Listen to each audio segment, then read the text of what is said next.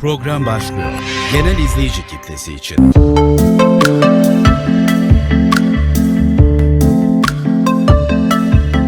Hurmatlı mekенdeштер, hurmatlı Abdüşkür Ustaz, hurmatlı Kубанычбек Касымович, кадырлуу коноктор.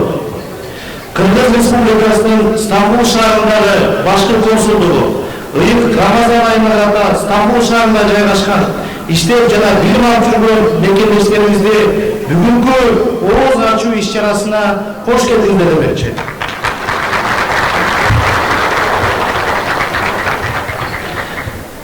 Sevgili misafirlerimiz, Sayın Hocamız Abdüşkür Beyefendi, Sayın Kубанычбек Касымович Beyefendi, Sayın Emrullah Turanlı Beyefendi, hepinize mübarek Ramazan ayını içtenlikle kutluyorum. Bu ay sabır, manevi arınma, iyilik ve iyiliğe yönelme ayıdır. Ramazan ayı insanları iyilik yapmaya teşvik eder.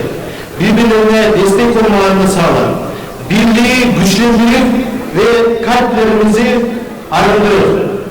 Bu etkinliğin temel amacı uzakta olsak bile hemşerilerimizi bir araya getirmek, karşılıklı bağları güçlendirmek, birliği, uyumu ve kardeşliği pekiştirmektedir. Sizin müsaadenizle Kırgızca devam etmek istiyorum vatandaşlarımıza. Bu iş-çaranın negizgi maksadı alыста жүрсөк да мекендештердин başı бириктирүү, өзара байланышты бекемдөө, биримдикти, ынтымакты жана боордоштукту чыңдоо болуп саналат. Бүгүнкү кечен өзгөчө кадырлуу коноктору Кыргызстандын белгилүү диний ишмери урматтуу Абдüşkür Нарманов устабызды чакырдык. Урматтуу устаз, сизге Кыргыз Республикасынын Стамбул шаарындагы башкы консулдуктун жамаатынын атынан Стамбул шаарында жашап, эмгектенип жана билим алып жүргөн баардык мекендештерибиз атынан ошондой эле жеке өзүмдүн атыман терең ыраазычылык билдирем. Өз убакыты рахмат.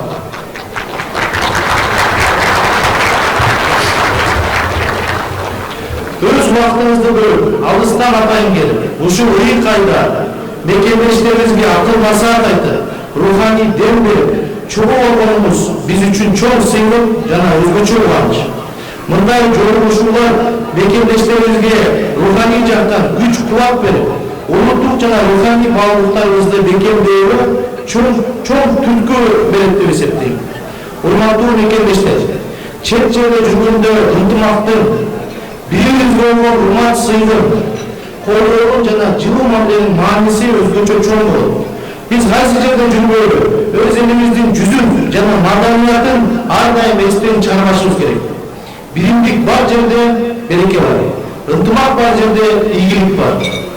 Ошондой эле бүгүнкү мүмкүнчүлүктөн пайдаланып, Кыргыз Республикасынын президенти урматтуу Садыр Жапаровдун демилгеси менен кабыл алынган улуттук дем дүйнөлүк бийиктик доктринасынын маанисине да кыскача токтолуп берет. Бул доктрина улуттук аң сезимди, мекенчиликти, жарандык жоопкерчиликти жана мамлекеттүүлүккө болгон урматты бекемдөөгө багытталган маанилүү жол. Ар бирибиз кайсы өлкөдө жүрбөйлү, Кыргызстандын кадыр-баркын көтөрүүгө, анын жакшы жүзүн көрсөтүүгө өз салымыбызды кошуп турушубуз абзел. Урматтуу мекендештер, башкы консулдуктун ишмердүүлүгү өзүңүздөр көрүп жаткандай азыркы учурда активдүү жүрүп жатат. 7 мартта Кыргыз Республикасынын тышкы иштер министри Курбаев Жээнбек Мулдуханович башкы консулдуктун жаңыланган имаратын келип жакшы баалап кетти. Кыскача видео түрүндө дайындалган башкы консулдуктун отчетун бир аздан кийин дагы силерге көрсөтүп беребиз. Değerli yurttaşlar, değerli misafirlerimiz, hepinize sağlık, aile mutluluğu, bereket, huzur ve çalışmalarınızda başarılar diliyorum. Oruçlarınız ve dualarınız Allah'ım kabul etsin. Yaratıcı her eve rızık, huzur ve uyum versin. Kadırlı mekendişler, bardığınızda bekemdesi olun. Үй-бүлө, бақыт, береке, тынчтык жана иштериңизге ийгилик каалайм. Кармаган оозуңуздар, кылган була тилектериңиз кабыл болсун. Жараткан ар bir үйгө тынчтык, рызкы жана ынтымак берсин. Көңүл бурганыңыздар үчүн чоң рахмат.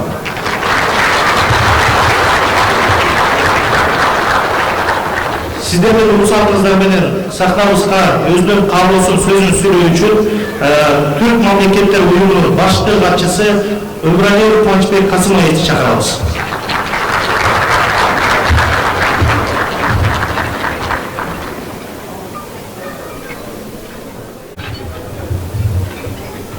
Саламатсыздарбы, Кутмандыгеч, урматтуу мекендештер, урматтуу биздин жарандарыбыз. Эми Чыңгыз мырзадан кийин мен биздин Анадолу түркчөсү маселе кыргызча эле сүйлөйүн. Бул жерде түркчө айтканда %99 биздин кыргызча сүйлөгөн биздин өзүбүздүн мекендештер, жарандар отурат. Биздин Анадолудагы түрк туугандар дагы өз түркчө бир аз үйрөнүп алсын. Эми мен убактыны көп албайм. Мына Чыңгыз айтып өткөндөй Абдушүкүр устаз ушу алыстан келип, ушу өзүңүздөр ошолдо чогулгандын бир себеби бүгүнкү ушул улуу ыйык майрамыбызда ушу орозодо бир арага келтирген биринчи ушу баш консулдук ошонун башында турган ушу Чыңгызга чоң ыраазычылык билдирип кеткен уруксат этиңиздер. Ошол баардык коллектив менен ушуну уюштуруп аткан. Анан экинчиси ушул Абдушүкүр устаз атайын келип туруп, ошолго убакыт бөлөлүп, мен эки эле сөз. Биринчиси ушул ыйык ороз айында кармаган орозоңор ушул ыйык мырза орозобуз кут болсун. Баарыңыздарга аманчылык, ден соолук. Ушинтип алыста жүргөндө мекендештер ушинтип башыңарды бириктирип ушундай ынтымактуу болгула. Бул биринчи, экинчиси мен түрк мамлекеттер уюму катары биздин дагы ишибиз ушу бир тууган боордош элдердин биримдигин арттыруу.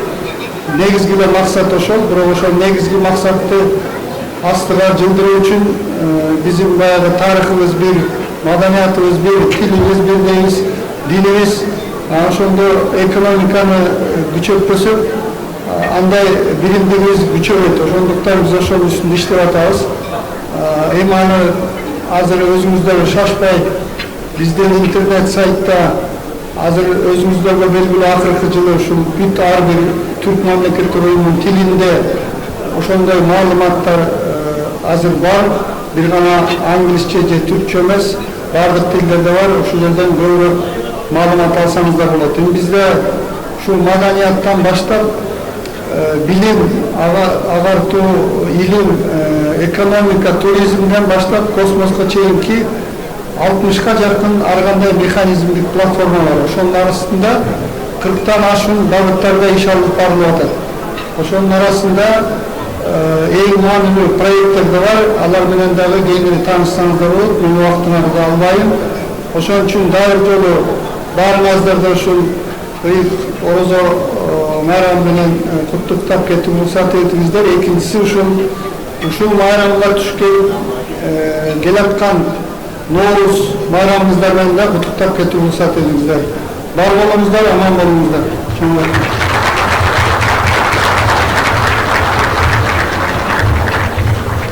Саламатсыздар, урматтуу мекендештер, Кубанычбек Касымович сизге ыраазычылык билдиребиз. Ал эми азыр баардыгыңыздар бүткүл биздин Кыргызстандан чакырылган атайын кадырлуу мейманыбыз, устазыбыз Абдушүкүр Ажы Нарматовду сахнага чакырууга уруксат этиңиздер.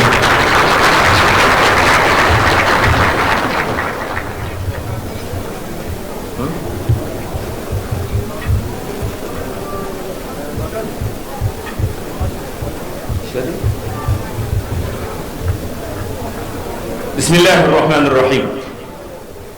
Meyrimli jana rayımdуу Allah Taala'nın isminden başlap urmаттуу mekendештерим, баарыңарга Allah Taala'nын тынчтыгын, рахматын, берекесин каалап саламдашам.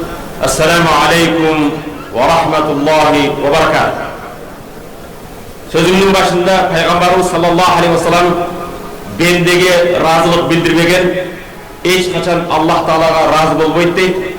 Бүгүнкү ушундай Рамазан айында, Рамазан дасторконунда баарыбызды чогулткан Кыргыз Республикасынын Стамбул шаарында баш консулу Чыңгыз мырза сизге, Кубанычбек Касымович сиздерге, баардык конокторго терең ыраазылык билдирем. Урматтуу мекендештерим, Рамадан рахмату миналлах, Allah'ın rahmeti jağan ay.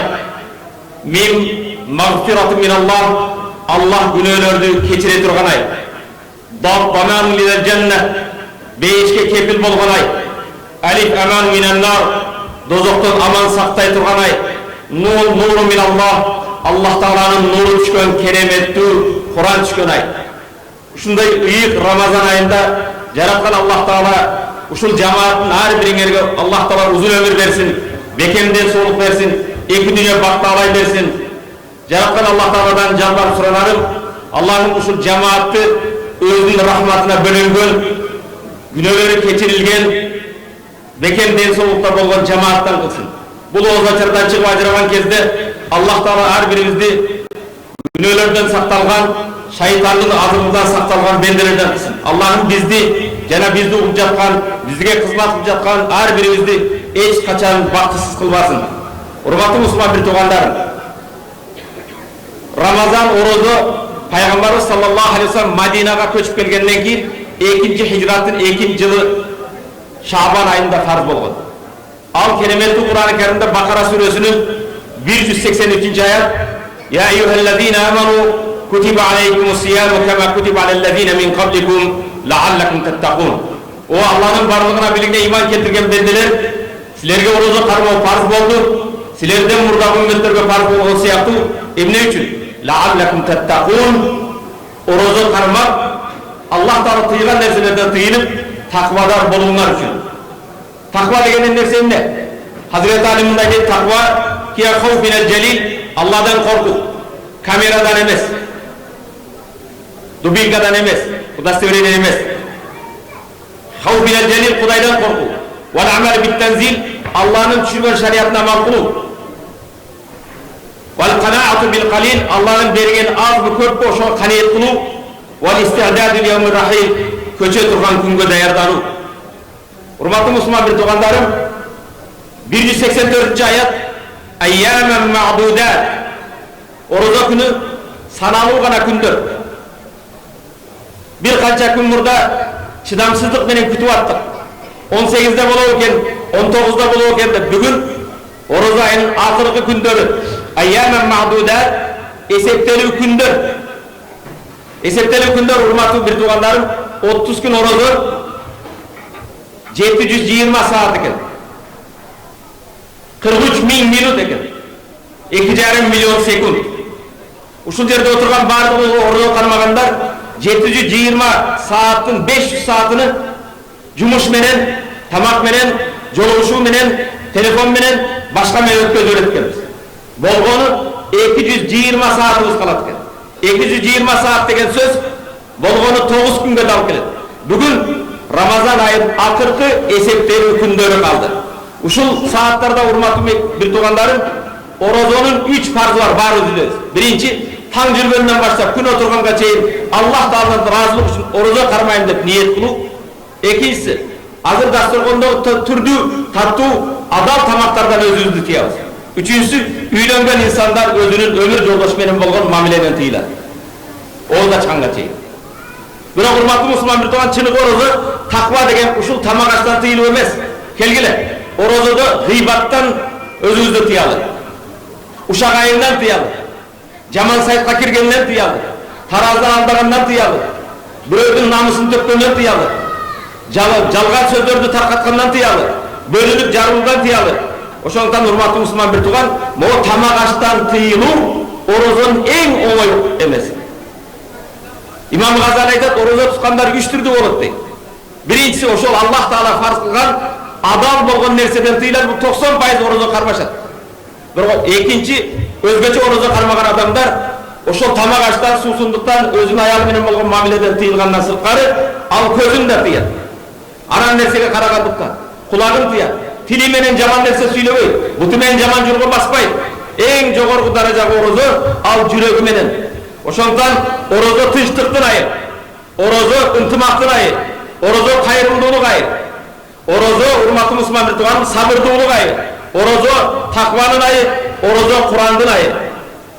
Her birisi özünde soru verençi, Kuday maşhur, Rabbim Allah, Peygamberim Muhammed, dinim İslam, kitabım Kur'an, tilege karşı bugün bardığımız, İngiliz dilini anlatağız, köptөгөн ilimlerdi anlatağız, тилекке каршы Кур'ан окуганда 90% билбейбиз.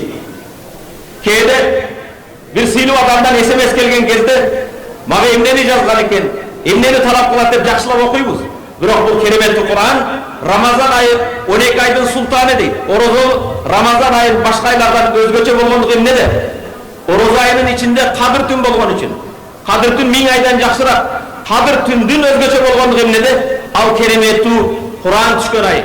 Ошондон урматтуу мусулман бир тууган, эмнеден оразакан келгиле. Калган күндөрдө да аракет кылалы эң биринчи тамак аштан эмес, бири-бирибизди жек көрүүдөн, кызгануудан, кек сактоодон, жалган айткандыктан, бирөөдү алдагандыктан, бирөөгө жала жапкандыктан, эки жүздүүлүктөн, ушак айткандыктан, тиги андай дептир, бул мындай дептир деп ар турдуу сөздөрдү жайгандыктан орозо урмак бирөөдүн намысын төккөндүктөн орозо кармайлы. Ayyaman ma'dudat, sanalуу гана күндөр калды. Жараткан Аллах Таала берген бизге чоң бир мүмкүнчүлүк. Күнөөлөрдөн арылууга, ынтымакка бирге болуп, азыр баарыбыз бир убакта ооз ачабыз. Бир убакта ооз бекитебиз. Биз жогоруда сөз айткандай Кудайыма шүгүр, түрк мамлекеттер биримдиги, тилибиз бир, динибиз бир, пайгамбарыбыз бир, кыблабыз бир. Биздин максатыбыз бир. Ошондуктан биз дайым ынтымакта болушубуз керек. Орозонун негизги максаты жылына бир жолу келип бизди бир ай адеп ахлакка үйрөтөт. Биз нафсыбыздын кулу эмес, биз тамекинин насбайдын кулу эмес, биз жараткан Аллах Тааланын кулу болуп, биз бир ай таква деген өзүбүздү оңдой турган. Ошондон урматтуу мусулман бир тууган, бөтөн эл бөтөн жерде жүргөн кезде кээде чет мамлекеттерде эң негизги биз ахлагы бийик турат ар бир элдин адепсиз, ахлаксыз бузак эли жерин. Кайсы элден адеп ахлак алыстаса, ал элди жоюлду, жоголду деп эсептей берген. Биз эмне менен өзгөчөбүз? Ата бабадан калган өзүбүздүн адеп ахлакыбыз менен, өзүбүздүн үрп адатыбыз менен, салтыбыз менен. Ошондон урматтуу мусулман бир тууганым, пайгамбарыбыз саллаллаху алейхи ва салламды Аллах Таала Кур'ан-ы Керимде мактаганда пайгамбарды сен арабсың, сен курайшсың деп мактаган эмес. Эмне деп мактаган? Ва иннака ла хулукин азим. Muhammed, sen en jogorу adep ahlak eğisisin deydi. Peygamber Aleyhisselam özünün peygamber bolup jönötünden maksat emne ekendigin kıska nuska hadisinde innema bu'istu li utammima makarimul ahlak. Albatta men jönötüldüm keremettүү adep ahlak münözlөрдү толуктап үйрөтүү үчүн дейт. Пайгамбар эмне үчүн жөнөтүлүптүр? Жакшы адептерди толуктап туу чокусуна чыгаруу үчүн дейт. Ошондуктан да Пайгамбарыбыз саллаллаху алейхи ва саллам өзүнүн үммөтүнө насаат кылган кезде мындай дейт. Ала ухбирукум би хайрукум ва ахаббукум илайя ва акрабукум минни маджлисан. Кыяматта мага эң жакынын, бүгүн кээ мен консул мырзанын жанында отурдум деши мүмкүн. Мен Абдушкур устаз менен жакын жанында бир столдо отурдум деши мүмкүн. Бирок пайгамбар кыяматта мага эң жакынын арды. Жана мен үчүн эң сүйүктүүңөрдү айтайынбы десе, бала я Расулаллах. О Аллах айтыңчы, кыяматта биз эң жакын ким болот? Ahasinukum ahlaqan, kimingdin adep ahlakın en koz, en jakşılarına mağayet kıyamatda en jakın bolosунар deydi. Oroza tutudan maksat, namaz okudan maksat, soğuk alу, Kudayga jakın bolu bolsa Peygamberimiz sallallahu aleyhi ve sellem "Ma min şeyin asqal fi mizanil abdi yawmal qiyamah min husnul hulq." Kıyamatda bendenin soğuk tarazasına koyulatırgan jakşı adep ahlaktan oğurrak hiç nerse yok deydi. Kıyamatda bendenin soğuk tarazasına koyulatırgan en oğur nerse neken jakşı adep ahlak. Oşonuktan da Peygamberimiz sallallahu aleyhi ve sellem ümmetin adep ahlaka çakırgan bolsa Ramazan ayında biz oңолдukku. Bizdin түштүктө oroza tuttum deydi. Түндүктө oroza tarmadım deydi. Oroza tutkan, eğer oroza seni gıybattan, uşaktan, jala japkandыктан, tarazdan aldagandыктан, jaman nersenen seni tutsa, sen oroza tutkan bolosун. Oroza seni jaman kılık joruktan, jaman nerselerden karmagan bolsa, sen oroza karmagan bolosун. Al endi orozаны karmap, adal болгон нерседен тыйылып алып, бирок тилибиз менен, колубуз менен бирок ыза жеткизсек, жамандык саканда орозобуздун кемчилиги бар, ойлонуш керек. Урматтуу мусулман бир тууганым, Пайгамбарыбыз саллаллаху алейхи ва саллям үммөткө мындай дейт: "Идману ли ситтан мин анфусикум адману лакумул жанна." О үммөтүм, 6 нерсени аткарууга кепилдик бергиле. Напсыңардан 6 nerseni atkaruga kepildik bergile, sizlerden cennatga beyişke kirүүңөргө men kepildik berem deydi. Birincisi, usduqu iza haddastum. Kaçan söylesеңер чындыкты сөйлөгүлөр. Kalpaytpagılar. Musulman korkop boluşu mümkün. Musulman sarang boluşu mümkün. Bирок musulman kalpaytpayt. Bирок тилекке каршы бүгүн кээ бир musulmanдар бар. Kalp tapпай калган кезде чындыкты сөйлөгөндөр бар. Урматтуу musulman bir тууганым, 6 нерсеге кепилдик берген, силердин бейишке кирүүңөргө кепилдик берем дейт. Биринчи, устуqu iza haddastum. Kaçan söylesеңер чындыкты сөйлөгүлөр. Экинчи, wa'afu iza wa'adtum. Вада бердиңерби? Вадаларга бекем туруңлар. Бүгүн канча орозо кармаган musulmanдар бар, вадасында жок. Bir aydan keyin karzын кайтарам дейт, 1 жылда ала албайсың. Сөзүндө турбайт. Wa'addul amanata iza timuntum. Amanatка кыянат кылбагыла. Amanat деген бирөөдүн берген акчасы эмес. Amanat деген урматтуу мусулман bir тууганым, биз кээде бирөөдүн буюмун, акчасын аманат түшүнөбүз. Amanat мекен бизге аманат. Тилибиз бизге аманат. Динибиз бизге аманат. Өмүр жолдошубуз бизге аманат. Балдарыбыз бизге аманат. Биз ошолорго бекем болдукпу? Келечек муңга тилибизди үйрөттүкпү? Динибизди үйрөттүкпү? Мекенибизди көздүн карагедей сактадыкпы?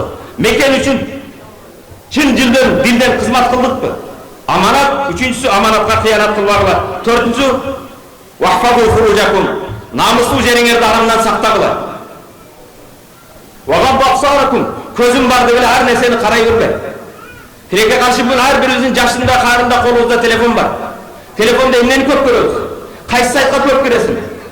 Telefonda hazır birinin telefonunu alıp karasak, kaysı saytga emneni köp görsen, sen oşolsun. Urmatlı musulman bir tuğanım, Wagabbu absar wa kaffu aydiyakum. Kolunlar menen ıza bermegile. Ertem Kudayın aldında şermende oturgan neseni жазбагыла, tarqatpagıla. Kolunlar menen biröөгө ıza bermegile. Altı neyse kaysere? Birinci, kaçan söylesеңер чындыкты сөйлөгүлөр. Вадаңарда тургула, аманатка кыянат кылбагыла, намысыңарды сактагыла, көзүңөрдү сактагыла, колуңарды сактагыла. Мага жооп бербестен өзүңөргө баа коюлачы, эмне деген баа коесуңар ушу алтоого. Алтоого аткарганга бир өзүңө суроо берчи. Мен дайым чындыкты сүйлөйүнбү? Вадамда турамбы? Аманатка кыянат кылбайымбы? Көзүмдү жамандан тыямбы? Намысымды сактайымбы? Колум менен бирөөгө ыза бербейимби? Урматтуу мусулман bir тууганым, пайгамбар саллаллаху алейхи вассалам, эгер сенде 4 сыпатың болсо, өткөн өмүрүңө өкүнбө дейт. 4 сыпатың болсо, өткөн өмүргө өкүнбө. Биринчи, качан чындыкты сүйлөй турган болсоң, аманатка кыянат кылбасаң, адал тамак жесең, жана жакшы мүнөзүң болсо, жакшы адабы ахлакың болсо. Урматтуу мусулман bir тууганым, динибиздеги намаздын да максат. Инна салата танха анил фахшаи вал мункар. Албетте намаз жаман, бузуку нерселерден тыят. Бирок намазыбыз бизди тыйдыбы? Орозонун негизи максаты, пайгамбар рубба саимин, кээ бир орозо кармаган адам бар, лайса мин сиями илля жуу ва аташ, орозодон ач калып, чаңкагандан башка сооп таппайт дейт.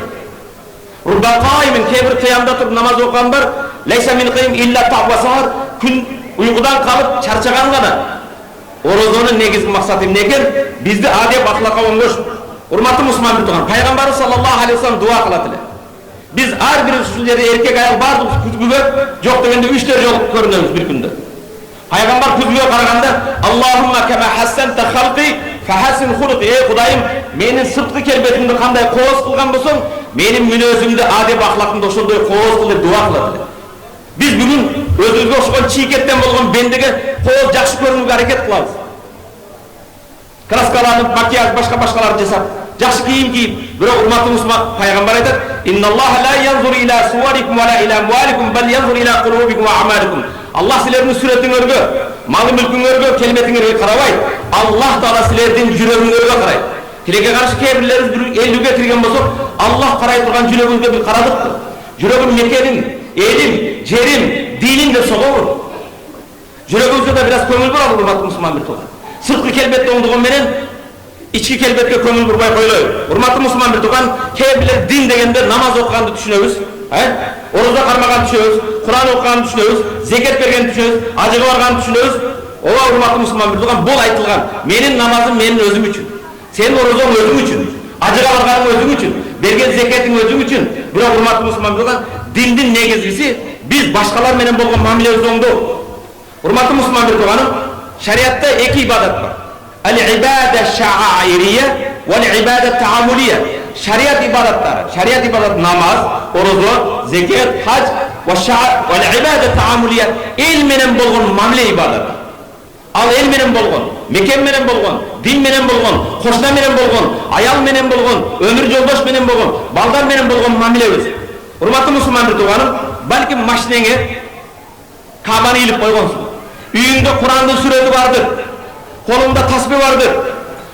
Ал эми кээ бир жерде Kur'ан аяттарын эме кылсаң, колуңда таспih, умрага 3 жолу, 5 жолу баргандырсың, ажыга баргандырсың, 30 күн орозодо намазга катышкандырсың, урматтуу, бул дин эмес. Бул жеке сенин Аллах менен болгон мамилең. Андай болсо дин эмне урматтуу? Дин senin tüz yaşagandığın, din meyrimlülüğün, din mamilең, din adaletlülüğün, din baldarga bergen tarbiya, din tilingni saklagan, din tildin tazalığı, din kiyimnin tazalığı, din adamların namusun tökpö, din közüңdü jumgandыk, din urmattуу musulman bir tugan başkalar menen jakşı mamile. Din degen bu adep, ahlak, jakşı münöz. Ayşe enemiz Peygamberden bir hadis жеткиler. İnnel mu'mine la yudrik Behesni huriki darajatı saim al kayb. Bir adam jakşı adep ahlakı menen, tünü menen namaz okup, kündüzü oroza karmaganın darajasına jetet. Jakşı adep ahlakı menen, jakşı münözü menen. Tilekке karşı kebirler, menin münözüm uşunday olsa emne kılayırım deyir. Münözü olsa bolur. Al ilmu bil ta'alim. İlim alı ilim menen bolur. Mana bazı Kuday maşhur Türk dilini öğrendiler. Bugün kompütür öğrendiler. Bırak, ilim alı menen bolur. Sabru bit tasabur, kıyınçılık gelmeden sabır kılar, sabırlılık bilen. Vel hilmu bit tahallum, münözdü oңдоп jumşaklık kılsak bolur. Benim münözüm uşunday dey bermеш керек. Oşondan hurmattуу musulman bir tuğanım, bir soru. Kur'anda kança ayat var?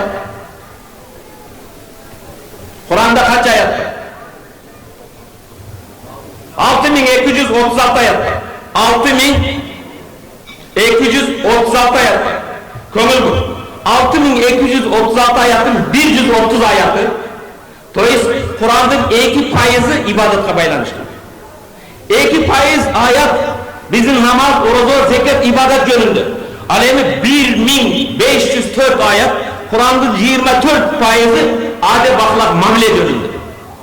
Biz tilekке karşı keyde Kur'an'ın 2% buyruğuna bekem hareket kılavuzların 24% bolgon mamile degen ibadatты unutup koyganбыз. Bizdin şariattagı ibadatlarımız öz mömösün, jıyıntыгын berбей, bizdin mamile degen ibadat oңol bolsun. Uluğa urmat bolsa, kiçiге zat bolsa, ayalga sый urmat bolsa, ayaldардын укугун korku bolsa, urmattуу musulman bir tugan mандай bolsa, senin adep ahlakın seni jogorу көтөрбөсө, senin mansabың eç kaçan көтөрбөйт. Kандай udastevrini көтөрбөгөн, kандай koo biyik üstelde oturbagın, kresloda oturbagın, seni el arasına kötüre turgan, senin adep ve ahlak münözün. Urmattуу musulman, senin jasagan işin seni çıraylı koğuz kılıp körsetpösö, senin eç kaçan kiyimin, galstuğun, İtalya'dan algan, ya Altın Yıldız'dan algan, ya Sarar'dan algan, kasımşımın seni koğuzdu koydu. Bizdi koğuzda turgan nerse, neyken? Bizdin jakşı mamilemiz, jasagan işimiz. Urmattуу musulman bir tuğanım. Bardығы атыр қолданамыз. Жипар життануын қалайбыз. Бірақ урматтуу, бүгін ең қымбат атырлар қайттан шығады?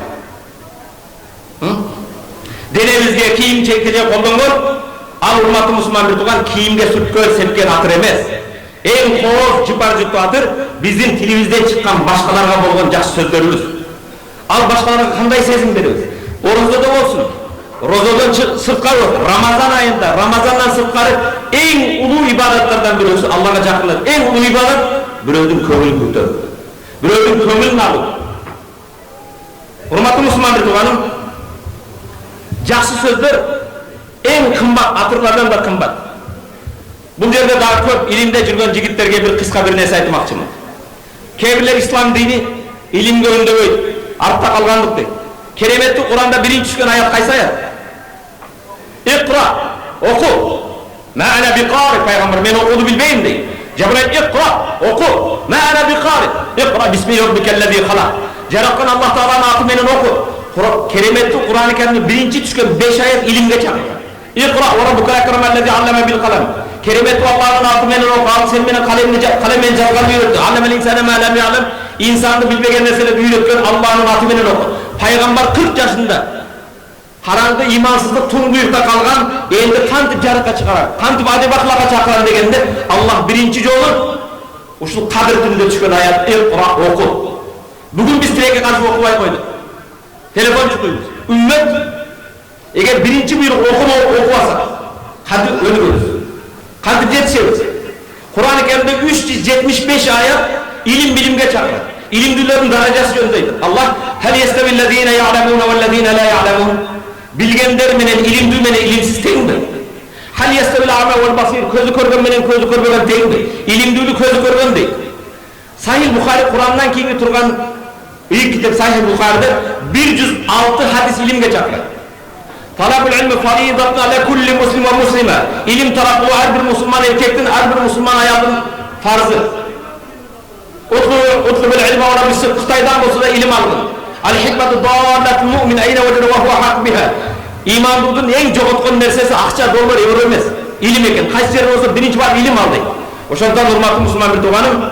Bugün ilimsizlikte ne olur? Teğilimizler. İlimsizlik, pilus, kedeylik, ne kalıp gelir? İlimsizlik, pilus, kedeylik, bu kılmışlık kalıp gelir. Men koyaydan bir formula yaşlarga. Boş, yaşlık, pilus, boşluk, beraber kılmışlığın başlanması. Oşanda ilimsizlik, jana kedeylik, kılmışlığılık, ilimsizlik, pilus, baylık, ilimi jokka baylık verip koyakça, beraber buzukluk, tigi savunada, teyakta buzukluk meni. İlimsizlik, pilus, erkinlik, ilimsiz adamga erkinlik versen, başalamandık. İlimsizlik, pilus, beylik verip koysan, zulüm, bireuni hukukun tepsi, adiletsizlik. İlimsiz, pilus, din bolsa, ekstremizm, terörizm payda olur. Korkutu, ürkütü olur.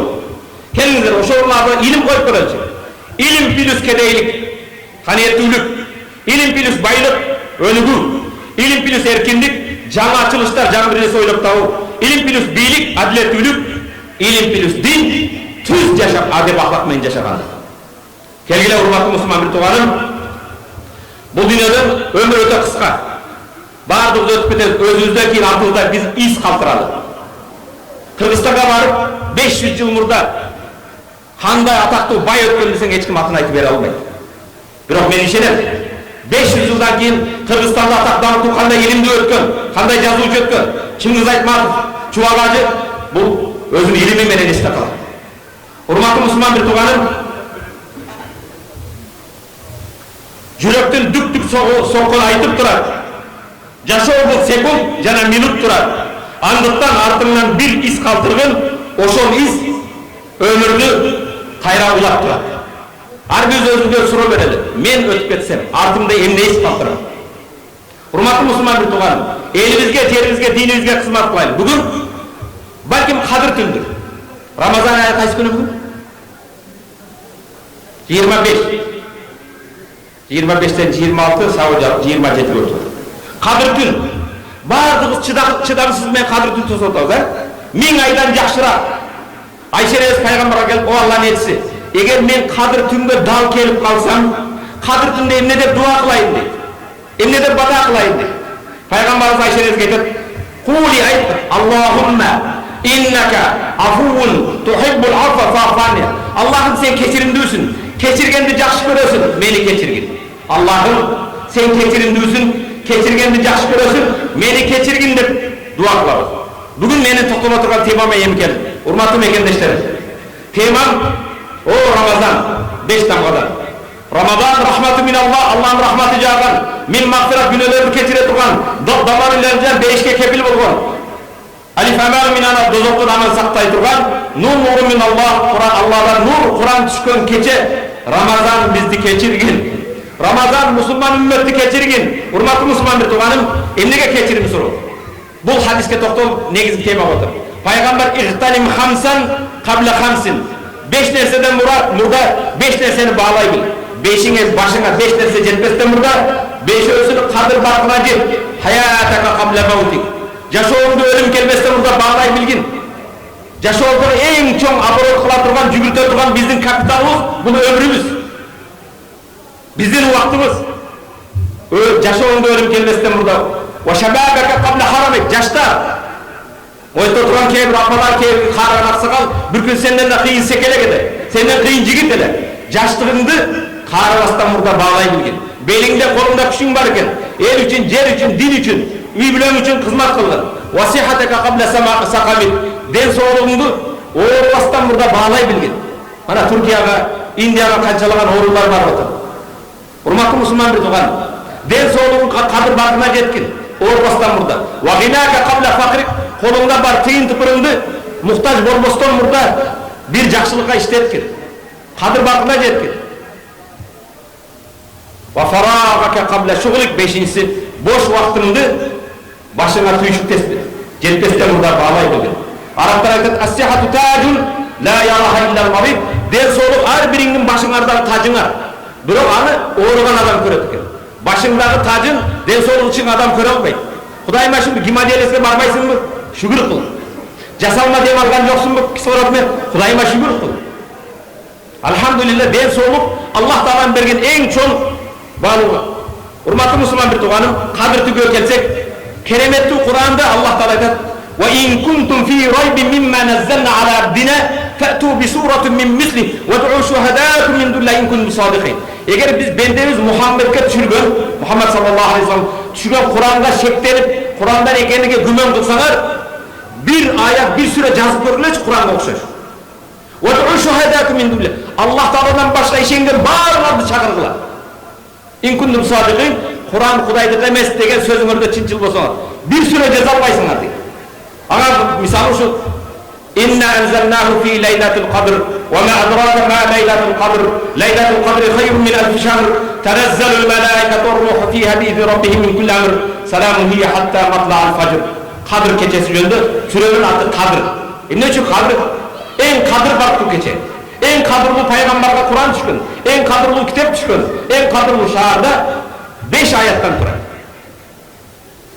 Kaç ayet ki? 114 tammadan turar. Kur'an'da kaç süre var? 114 süre var. Bu sürede 114 tamması var. 30 gün orada 30 söz menen tolgun. İnnanzırlar fiileyle 30 sözden durar. İnnanzırlar fiileyle kuramadır. 27. Selamun hiye al keçe degen söz 27. keçe. İnnanzırlar fi leylatul qadr ve ma adraka ma leylatul qadr. Leylatul qadr. Qadr degen 3 yolu kelgen. Birinci, 5. söz. Keyingisi 10. söz. Keyingisi 12. söz. Birge bilip koysaң 27. Qadr keçesi. Leylatul qadr arap tilinde leylatul keçe degen. Al qadr, qadr keçe degen 3 yolu kelgen. Üçöden 9 tammadan var. 9 3 koysaң 27. keçe. Biroq hurmatly musulman bir tuğanım, Kur'an'dın uşunday Allah Teala'nın ulu kitabı ekende köngül burla, biroq men Ramazan bizdi keçirgin dep atam. Keçirgin degen bu tema hurmatly musulman bir tuğan. Köpçülüğümüz moldakelerden, vaizlerden, hatiplerden Kadir tünjönde öte köp masele okukanbız. Ne okukanbız? Kadir tündün abzelligi, Kadir tündün ıyıktığı, Kadir tünde Kur'an düşköndüğü, Kadir tün 1000 aydan jakşırak ekende bilemiz. Biroq hurmat tilege karşı moldakelerimiz, imam hatiplerimiz bir temaga toktolgun. Kadir tünde kim tatıktı degen temaga toktolgun. Kadir tünde kim tatıktı? Hurmatly musulman bir tuğan, Kadir keçesi oşonda eken, biroq Kadir tünde kim tatıktı bolur? Kebirler Kadir tünü kelip, imamdın ardında oturup dua kılışar. Kebirler üyünde oturup jalbar bıylaşar.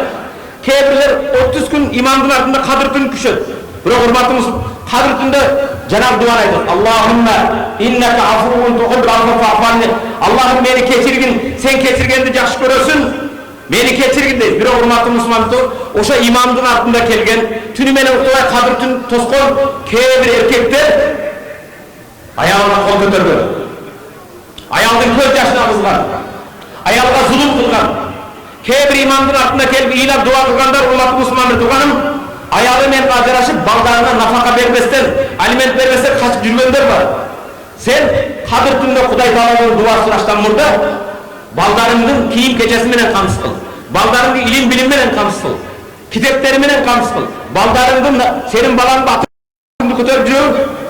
Sot sakalimin çetse çetmesi baldarının nafakasını bergin. Hurmatly musulman, imamdın ardında kebir uğurlar oturar. Anan iyilap dua kılar. Sen dua kılıştan burada urdagan neseni kaytarı ber. Имамдын артында урматтуу мусулман турган жалпы коомго тиешелүү болгон бюджеттен урдагандар бар. Свет урдагандар бар, газ урдагандар бар. Кемлер бул мамлекеттик эмне болуп тур дейт. Жалпы элге тиешелүү болгон нерсе жетимдин акы сыяктуу. Кимдин акы сыяктуу? Иннеллазина якулуна амвалан ятама зулман иннама якулуна фи бутунин нара ва саяслауна саира. Ниса сүрөтү.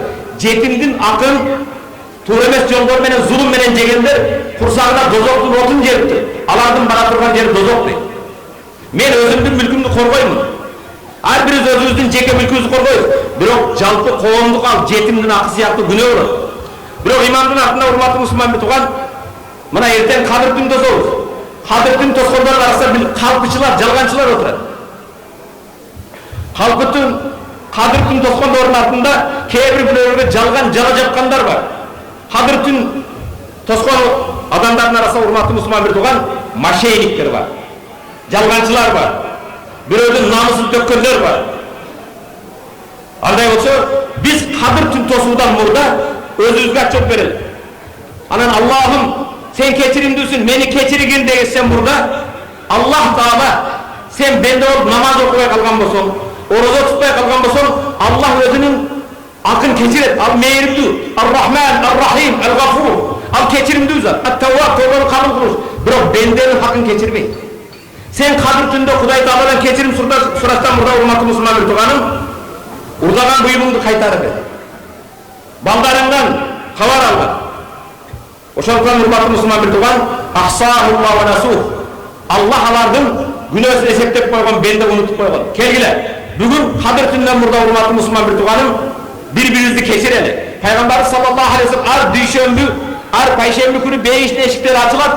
Аллахтын бардыгына бири-бирине шерик кошпогон бардык бенденин күнөөсү кечирилет, бирок эки адамдын күнөөсү кечирилбейт дейт. Кайсы эки адамды? Буларды токтото туруңар, буларды кечирбейм. Буларды токтото туруңар дейт. Ким десе, эки араздашып жүргөн адамды. Эки бирөөсүнө кек сактап жүрөт. Жолукканда сүйлөшпөйт.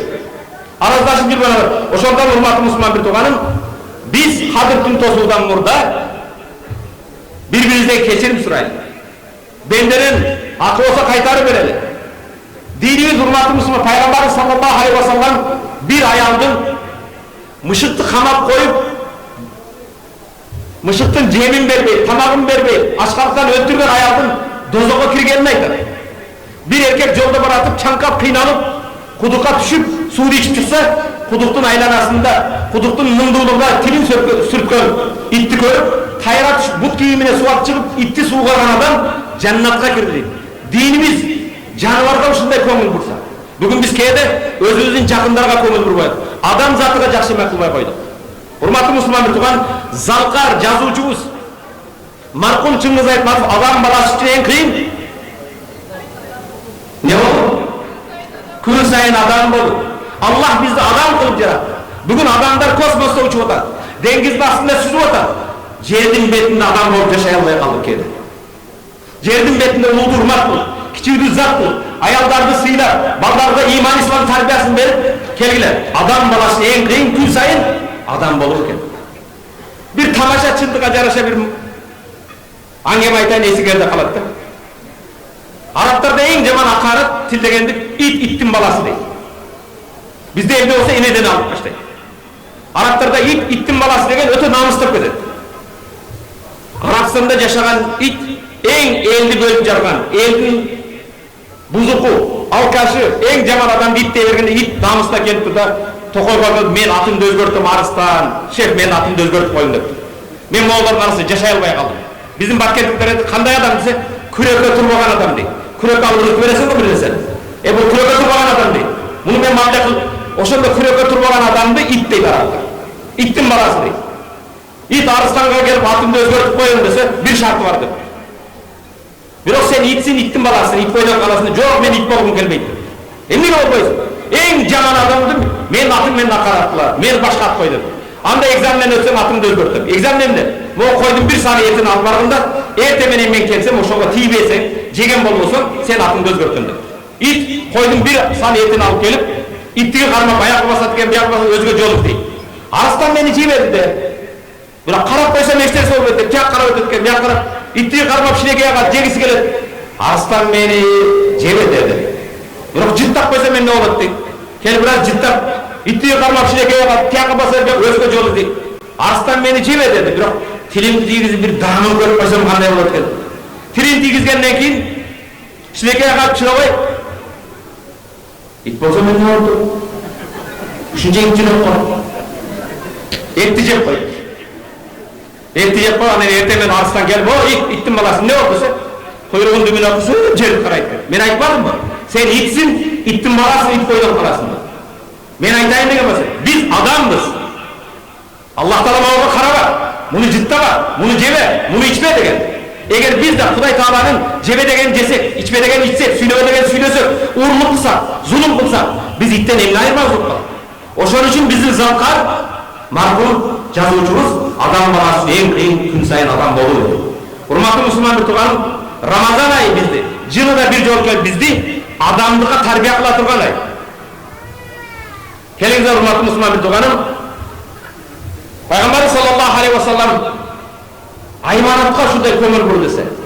Эми келиңиздер, пайгамбардын бир хадиске токтолоюн. Хайрукум ли ахлик ва ана хайрукум ли ахлик. Пайгамбардын койгон мизан таразасы. Силердин эң жакшыларыңар ажыга 4 жыл барган деген жок. 30 жыл орда кармаган деп. Силердин эң жакшыларыңар хайрукум хайр, өзүнүн өмүр жолдошуна жакшы мамиледе болгондор. Өзүнүн өмүр жолдошун сыйлай билгендер. Мен дейт пайгамбар, силердин араңарда өзүнүн өмүр жолдошуна эң жакшы мамиледе болгон мен, силердин үлгүңө өрнөгүңөр менмин дейт. Бүгүн пайгамбардын сүннөтү деп тесби көтөрөбүз. Пайгамбардын сүннөтү мисвак колдонобуз. Бирок пайгамбардын сүннөтү, о эркектер кечиресиңер, аял затына кол көтөргөн эмес. Качан биздин ата бабабыз бир аял мурдун кескен эле? Качан биздин ата бабабыз бир аял затына атыкталган эле? Биз кайда баратабыз? Силердин эң жакшы урматтуу мусулман биртуган, азыр могу тамакты алып келип койгон иштеп жаткан официанттарга рахмат, 50 сагы болсун, тешеккүрлөр, комплимент айтабыз. Бирок 30 жылдан бери чайын берип аткан аялга бир жолу айттыңбы? Рахмат сага. Бактыма бар болгун. Өмүрүңө Кудайым береке берсин. Биз мусулман эркектер кээде жора жолдоштордун алдында, неберелердин алдында өмүр жолдош карап, апасы мен сени сүйөм, алтынын кызын өрүм айта албайт, уялат. Неберенин алдында ушундай айтпакмынбы дейт. Бирок ошол эркек дасторкондо отуруп балдардын келиндеринин алдында ашатып сөккөндөн уялбайт. Пияла менен бир чапкандан уялбайт. Эмнеден уялышыбыз керек? Пайгамбарыбызды биз өрнөк тута турган болсо, пайгамбар бизге өрнөк. Пайгамбар болсо, пайгамбар Айшаны, "Я Айш, о менин жашоом өмүрүм" дейт. Хаятым дейт мактыкта. Биз хаятым деп айта албайбыз. Пайгамбар "Я Хумайра" дейт. Хумайра деген аппагым дейт. Бети кызымын аппагым дейт. Пайгамбар саллаллаху алейхи ва саллам азыр бир суроо урматтуу мусулмандар, Жанарбек айтып атат, $100 эме берем дейт. Приз. Ким жооп берсе, кол көтөрүп жооп бересиз. Пайгамбардын пайгамбар боло элек кезиндеги эң жакшы мүнөзү эмне мүнөзү да? Атак даңк чыккан пайгамбарды эл эмне деп тааныган?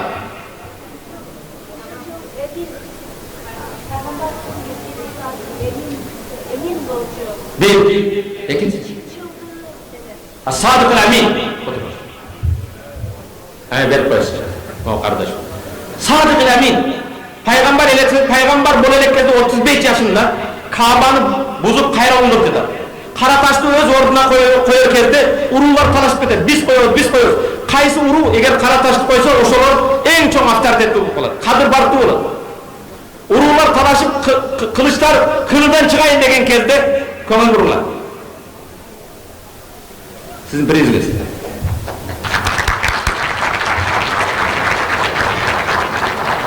35 жаш пайгамбар боло элек. Каабанын кара ташты өз ордуна кезек келген кезде уруулар талашып биз коебуз. Кылычтар кылынан чыкканда бир аксакал токтогула дейт.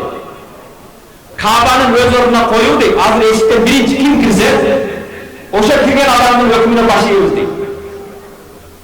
Эшиктен ким кирип келет? Пайгамбар боло элек Мухаммад кирип келет. Эмне дейт? О, Мухаммад красавчик дейт. Ой, көзү бакырайган Мухаммад келди дейт. Жок. Sadiq al-Amin. Чын amanatqa xiyonat qilmagan Muhammad keldi. Bunu emne dese biz barız şunun hükmüne başı yeriz deydi. Peygamber Aleyhisselam'ın Mekke'deki en жақсы sıfatı neydi? Çinçil, amanatçı. Kerek bolsa Peygamber'in düşmanları da akçasını başkasına amanatqa kaldırады. Mana Peygamber'in ümmeti bugün biz çinçilimiz mi? Amanatqa bekermiz mi? Amanat degen Allah'ın atına Peygamber usikum bin nisa'il hayra.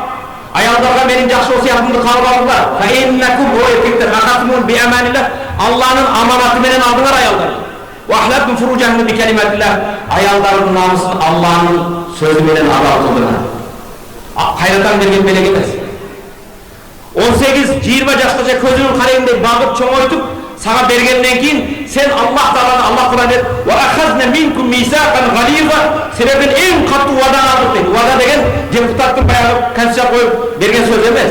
Эң катуу вада молдонун алдында туруп, "Могу атаны өстүргөн жакшынакай сегелек кызын өз никеме алдым, тамак ашын, нафакасын, кисват кийим кечесин, адал турмуш көрмөйм, кол көтөрбөйм, көзүмдүн карайындай сактайм" деп алгандын.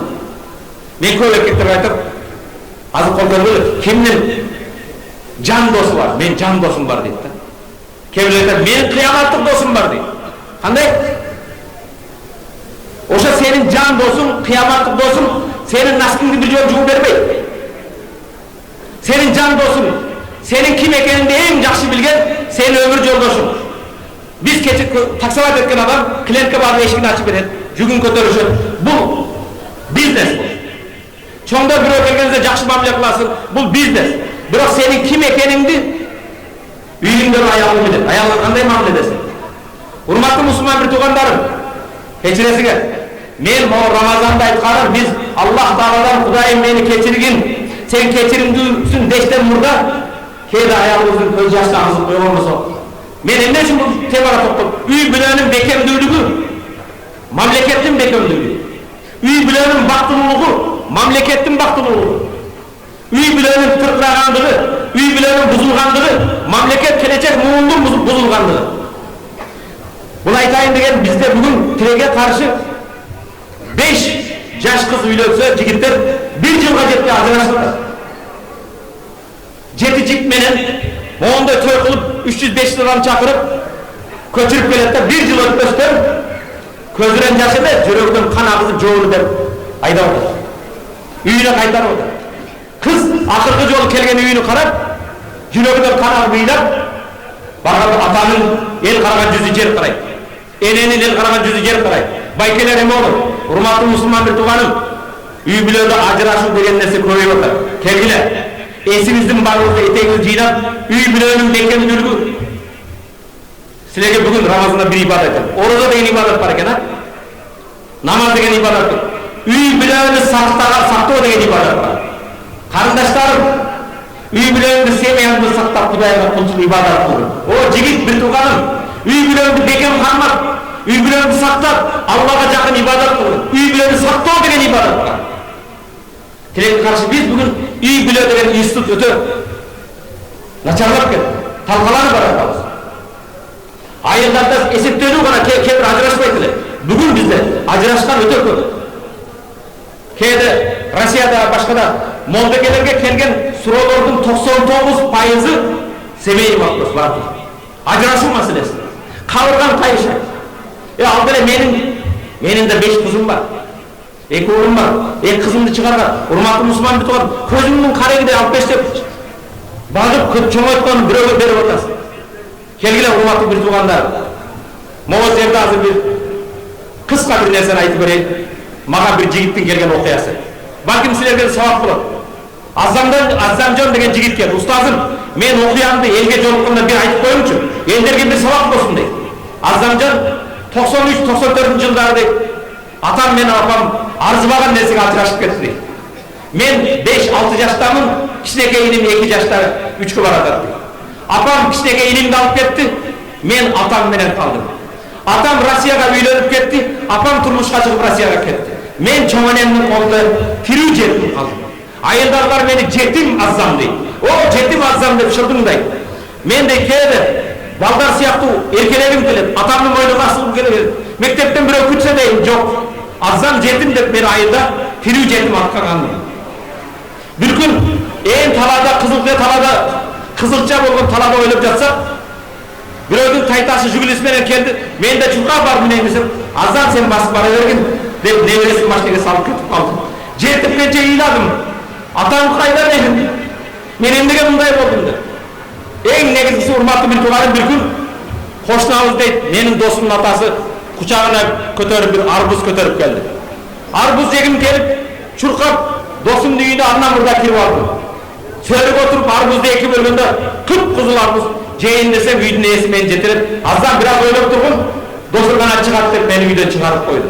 Чурқағанша келіп чоңонеме асылып, чоңоне арбуз жеймін. Ач қалдым, арбуз жейім келеді. Ийлап атам, жер деп атам, бір малда бетіме ысыр су ағып кетті. Қарасам чоңонемді ийлап атам. Балам, пенсияны тиген алып берейін, біраз сабыр қылғын деп. Чоңонемдің ийлағанын тоқтап, көріп, мен тоқтаттым. Бирок жаш бала екенмін, арбуз жегім келеді қайрылай.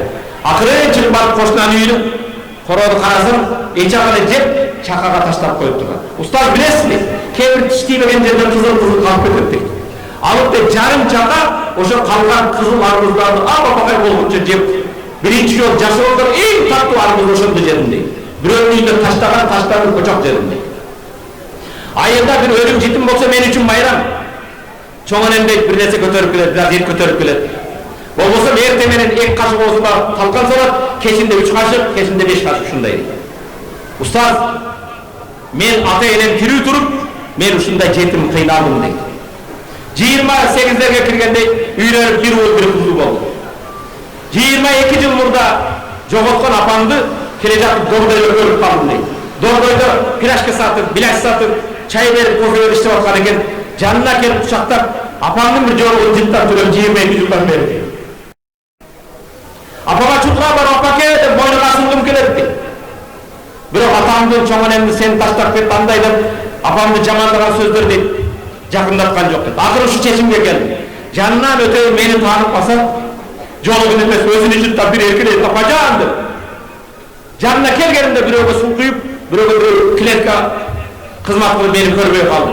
Келдім де машинеме отырып, ролдорды соққылап, өңгіре бұйладым дейді. Қандай адамсың, апаңды көріп бара алмадым деп. Анам маған келді мешітке. Ұстаз ұшындай оқы, мен айттым, сен ата-енені ешқашан обсуждать ете албайсың. Алар эмне болгонун билбейсиң.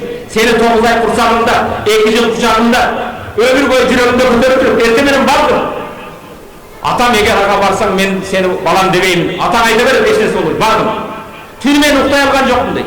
Эртең менен базарга келсем, эле столун жайып, соодасын баштаган. Апа деп. Мени көргөндө ал чуркады, мен чуркадым. Жарым саат 22 жыл мурда жоголткон жыртты мойнунан жыртап деп жырганып устадым дейт. Терең деп алам дейт. Апам ыйлайт, мен ыйлайм. Элдер таң калды, булар эмне болгон деп. Апам бир маалда мени столго отуруп, кофе ичесиңби, пепси ичесиңби, аны апанын камкорлугун ошондо көрдүм дейт. Урматтуу бир туугандарым, айтайын деген маселе эми келатыр. Апамды таптым деп сүйүндүм, 1-2 ай күнүгө жумуш иштеген жерине барам, апам мени үйүнө чакырбайт дейт. Мен ойлодум, башка турмушка чыкканго менен тартынып атат десем, 2 айдан кийин апам жумушка чыкпай таппай калды. Издеп аны телефон ачсам, апамдын араан үнү чыгат дейт. Атамдын бир туугандары, апа-эжелерим, сен апаңа барып алсың, бизге келбегин, сендей тууганыңыз жок, башка деп. Апамды издеп локация менен барсам, Дордойдо дуалдан болгон, сокку дуал, бир ремонту жок, полу жок, солдатский кроват, кроваттан матрастын ордуна жөнөкөй картондорду койгон, ооруп кыйналып жатып, үнү чыкпайт дейт. Анан видео кызыктуу туугандарга көрсөтүп, силер мен апага барма дейсиңер. Могу 21-кылымда могу жашап аткан апаны эмне кабар албайм, карабай үнү чыкпайт. Кыйналып атыптыр. Апаңды алып доктурга алып барсам, врач каратып, сен кимсиң депти. Мен оорумун. Сен кандай болосуң? Сен адамсыңбы? Апаң 4 жыл болду. Рак менен ооруп, 4-чү стадия. Апаңа эсептеп айлар калган депти. Апаңды таптым деп сүйүнсөм, апам катуу рак менен ооруп атыптыр дейт. Апамды өзүнүн квартирага алып келди. Химия алат дейт, кыйкырат, ыйлайт. Кошналардан кечирим сурап, кечирип койгула, мен апам ыйлап атат. Апам чыдабайт деп, үстүнгү этажга чыгам дейт. Балдарым чыдабастыгы, балдарымды кайын журтума алып барып койдум. Кайненем силер карап койду. Апасын 2 ай карады. Биз менен умрага барып элек, умраға барбай қалды. Апасы қаза болып, өз қолымен апасын қойды. Бірақ кейінгі жыл умраға барсақ, тахаджудқа азан айтып демеді, Мадинада. Түнгі сағат 4-те. Келсем, Мадинада пайғамбардың тұшында өңгіріп бұтырдай болса үйді анатпай алдым. Не oldu десем, ұстаз құптанды оқып барып емі жатсаң дейді, пайғамбар түшіме кіріп дейді. Aslanjön, sen benim osiyatım bolunu apamga жақсы қарадың. Деген емеді дейді, менің белім тоқтап, пайғамбар менден разы болып түшіме кірді. Урматты мұсылман бір туған, ата-енеге қызмат қылу dinimizdeki en ulu vazifelerden birisi. Bana götür evde alışta başkada biliyoruz. Ramazan ayında kança oruza karladın, kança iftar kıldın, kança Kur'an okudun deme. Apanın atandan kança kalar aldın. Ata-enin evine bilekli döktün. Ata-enin kança söyleşip durasın.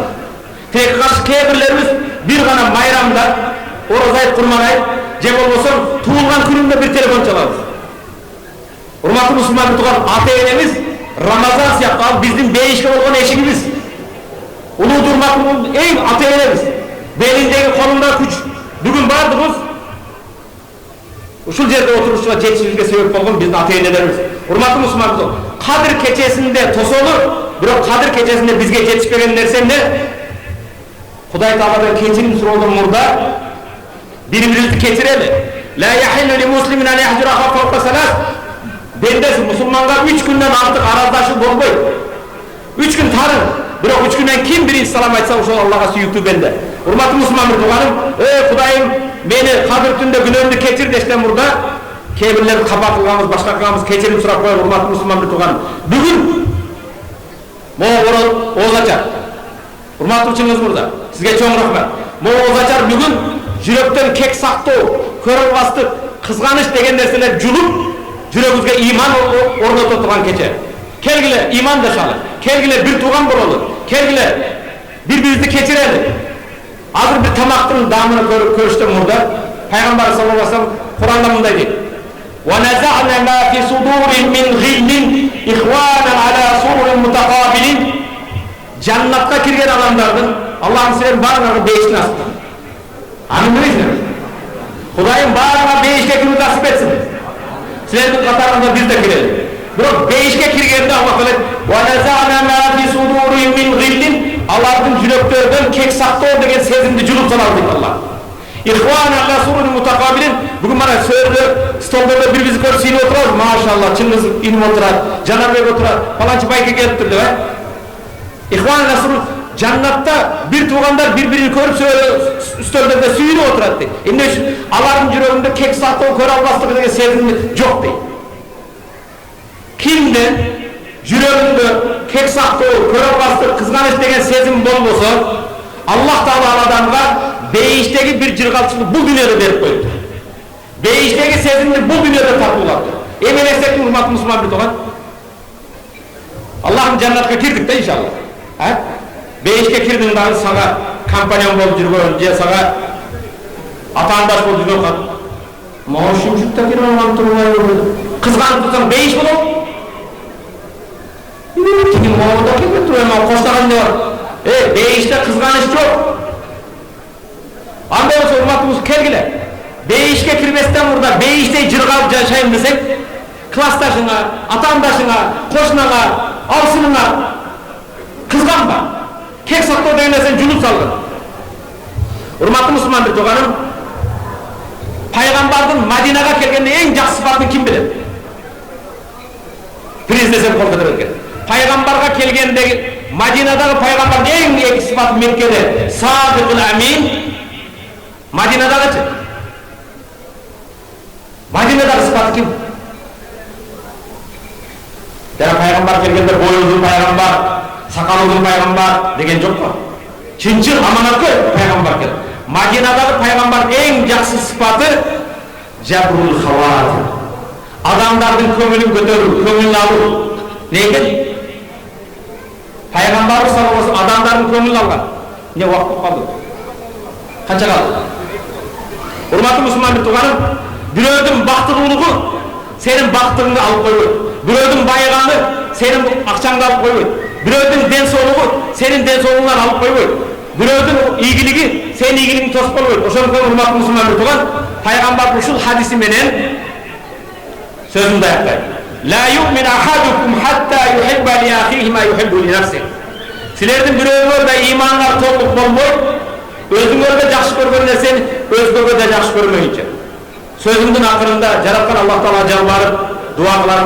Жараткан Аллах Таала биздин президентибиз Жапаров Садыр Нуркожоевич, жана ошондой эле Түркия мамлекетинин президенти Recep Tayyip Erdoğan мырзаларга Allah'ım uzun ömür versin. Эки мамлекеттин достугун бекем кылсын. Тилибиз, динибиз кандай бир болсо, бул дүйнөдө ушундай кандай достошсок жараткан Аллах Таала ахиретте да бирге болуу насип этсин. Эки мамлекеттин да мына желектери дайым желбирей берсин. Достугубуз бекем болсун. Жараткан Аллах Таала баарыңарды угуучу бендерден өткүсүн, уккан аят хадиске амал кылып насип этсин. Амин. Жараткан Аллах өзүнөн жалбарып суранарын, алаканча бата кылган жамааттын бир да күнөөсүн калтырбастан бардык күнөөлөрүн кечиргин. Кайгыларын кубанычка айландыргын. Билип кылган, билбей кылган күнөөлөрүн кечиргин. Ашкере кылган, купая кылган күнөөлөрүн кечиргин. Өткөн күнөөлөрүн келечек күнөөлөрүн сактагын. Аллахым биздин арабызда жана биз дуа кылган бир да оору бенде калтырбастан ооруларга шифа бергин. Адашкандарга хидаят бергин, туура багыт бергин. Жараткан Түркия мамлекетине жана Кыргызстан мамлекетине дегеле бардык мусулман мамлекеттер жер жүзүндө Аллахым тынчтык бергин. Бизге биримдик бергин. Аллахым бардык ак жолдо көрсөтүп, ал жолдо жүрүп насип эткин. Арам жолдан арам иштер алыс кылгын. Биздин Стамбулда кең консулдугубузда иштеп жаткан ар бир жигиттерге, кыздарга, ошондой эле ушул жерде алаканча бата кылган баардык Аллах Таала өз сүйгөн бендеринен пайгамбарга татыктуу үмөт болуп жашоо насип этсин. Allahümme leke sunna ve bike amenna ve aleyke tevakkelna ve ala rizkik aftalna fagfir lana ma qaddamna ve ma kharna. Allah'ım özün farz kılgan oruza karmadık, özün bergen rızk menen oruza çağız. Bizim bilip kılgan, bilmeye kılgan, aşkere kılgan, kupaya kılgan günelörümüzü geçirgin ya Rabbel Alamin. Жараткан Аллахым алаканча бата кылган жамааттан дуа үмүт өтүп кеткен бир да маркум белден калтырбастан, Түркияден жана Кыргызстандан дуа үмүт өтүп кеткен бардык маркумдарды өз рахматына алгын. Мүрзелерин кенен нурду жаткан жерлерин бейиштин бакчалардан бир бакча кылгын я Rabbel Alamin. Бифадлика ва карамика я акрамал акрамин ва я архамар рахимин бирахматика я архамар рахимин. Амин. Кур'ан окулам. Чыңгыз мырза, келсеңиз биз сизге başınızdan ak kalpağınız düşmesin. Üşüntüp elge, derge, dinge kızmak kılıverin, öyle verin, öse verin. Baklı olun.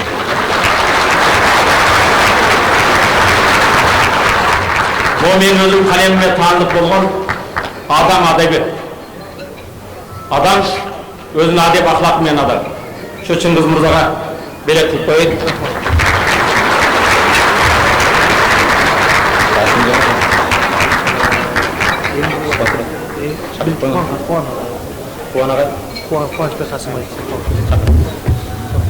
Kıvançbek Kasımoviç, Emrullah Bey, sizin de bu sahneye alabilir miyiz?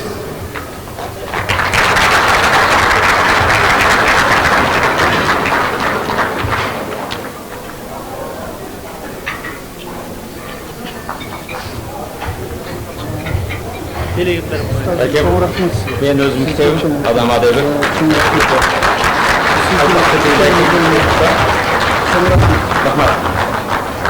Ağzına Abi. sağlık.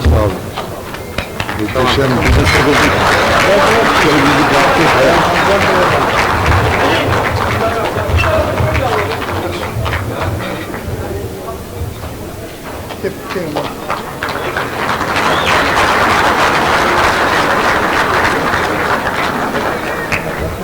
Kimeler?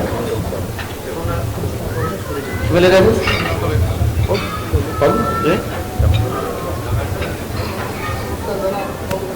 İnşallah. أعوذ بالله من الشيطان الرجيم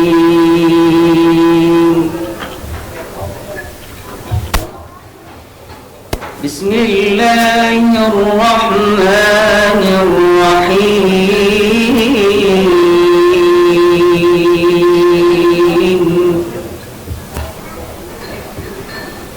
وسارعوا إلى مغفرة من ربكم وجنة عرضها السماوات والأرض أعدت